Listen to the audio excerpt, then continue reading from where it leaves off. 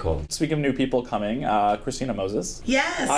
I still have the finale of Containment on my DVR because watching it means it's over. What can you say about her character? Well, she's super excited. I'm obviously very excited because I thought she was so terrific in Containment, and when that was cruelly ripped from my hands, I thought, well, let's see if we can put everybody to work. So she's such an earth mama. Christina is an actress. She's a beautiful soul, beautiful girl, takes care of everybody, and has a real great connection to herself, to other people, and also just the willingness to get fierce. And this character that she's playing, Keelan, is just all of those things combined. She's a sort of new doctor who's a werewolf who we discover early on is being hunted for possible venom cure business, and becomes almost like weirdly a prisoner of the Michelson family because she might be their hope to survive, and she's a little bit tough and doesn't really like that so much. So there's a lot of opportunity for her to do great stuff. I'm very excited.